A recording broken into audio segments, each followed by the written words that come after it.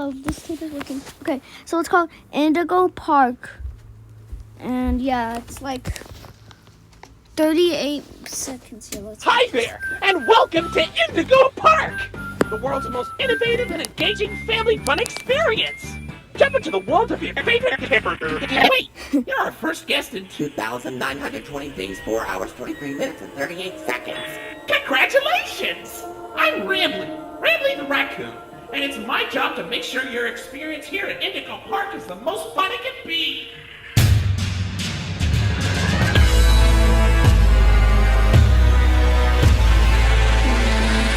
Let's get this place back in business.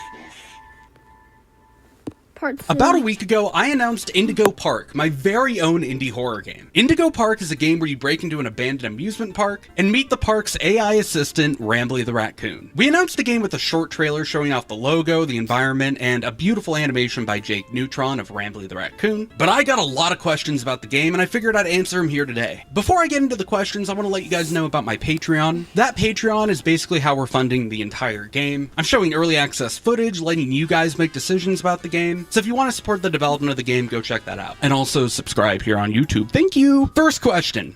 How large is the game gonna be, and is it gonna be chapter-based? I'm gonna get a lot of hate for this one, aren't I? So to answer the second question first, the game is chapter-based.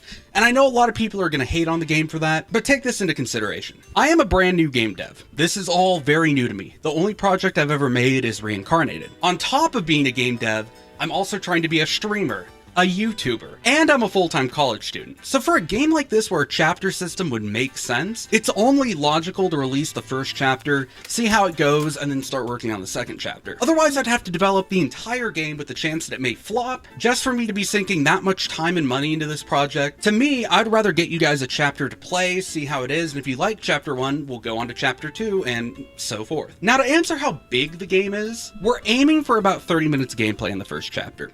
Now, keep in mind, I'm doing this over the summer. I'm going to be working on it, probably beginning of the school year here. If people love Chapter 1 and it's doing really well, that should open the door for me to put a lot of time into making Chapter 2. So when it comes out, please support it. Is this connected to Reincarnated at all, or is it going to be a complete standalone thing? This is a brand new game, brand new characters, brand new setting. Everything is new to me. Other than this, Reincarnated is the only game I've ever worked on. And because they're in the same genre with the same general ideas, I think you guys are going to see that a lot of the visual design, a lot of the gameplay, a lot of it is very...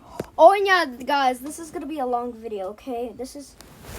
Since this is my YouTube similar to my previous work. However, this game has zero connection to Ban whatsoever. This is my own project. This is something I'm making with my own characters, everything. What's the price? How much money am I going to get my grummy little hands on for you playing this game? Nothing. Like I said, I'm a new game dev. And if you guys played Reincarnated, you know that it was pretty buggy. You know that it didn't have the best performance. And I mean, obviously it didn't. I made the game in a week with zero game dev experience. So why should you give me $5, $10, $20 for a game that you don't know if it's going to perform well or even work at launch? I don't think that's fair. So chapter 1 of the game is going to release completely for free on Steam. You can already wishlist it now. And my hope is that you guys like the game enough that we could eventually do a chapter 2 or chapter 3 and so forth. And that might cost a little bit of money just so I can pay my artist. I'm a college student and I've already dropped so much money on the art, the animation, the game assets, everything about this has cost me a lot of money, but it's a passion project that I genuinely think can be something amazing. So yeah, it'll be free for you at launch. But hey, if you guys do want to support the game, go check out the Patreon because I'm a broke college student trying to pay for this all with my own money. And every penny helps me pay the artist to make sure this is the best game it can possibly be. Unique Geese.